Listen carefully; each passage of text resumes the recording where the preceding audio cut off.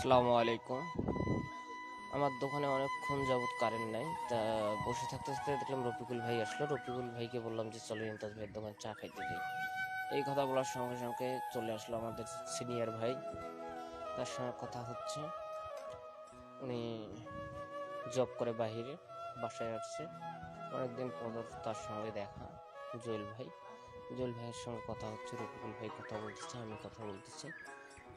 আমাদের মূল লক্ষ্য হচ্ছে ইমতাজ ভাইয়ের দোকানে যাওয়া। আর রফিকুল ভাই মূলত চা খাওয়ার ওইভাবে দাওয়াত করে না যে চল চা খাই আসে, এইভাবে কোনোদিন বলে না। উনি একটু কিপটা টাইপের, তো ওনাকে আমি বললাম, বলার সঙ্গে সঙ্গে উনি রাজি হলো। আসলে কিপটা বলতে কি, আমরা তো ফ্রেন্ডের মতো চলাফেরা করি, তো ফ্রেন্ডের মধ্যে একটু হয়ে থাকে ওই সব, তাই বলা যাবে না যে ও কিপটা। ওর মন মানসিকতাটা অনেক ভালো রফিকুল ভাইয়ের। রফিকুল ভাই ফোন দিছে, কে জানি কথা বলতেছে। এটা হচ্ছে আমাদের পীরগাছা রোড, রংপুর থেকে পীরগাছার যে রোডটা। আমরা এখন ইমতাজ ভাইয়ের হোটেলে যাচ্ছি। দেখা যাক লোকজন আছে কিনা। মনে হয় যে লোকজন নাই ওইভাবে, আছে দুই একজন আছে। আমরা এখন ইমতাজ ভাইয়ের কাছে যাবো, যা চার অর্ডার দিব।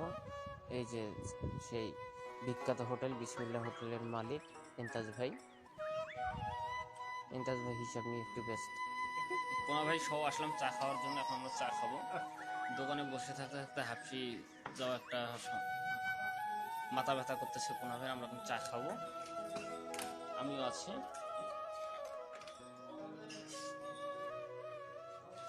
চার অর্ডার দেওয়া হয়েছে, চা নিয়ে আসতেছে।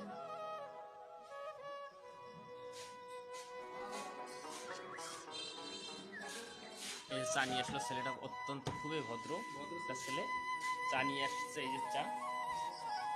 এটা হচ্ছে এই যে আরেকটা, এটা না হচ্ছে হোটেল মালিক, হ্যাঁ।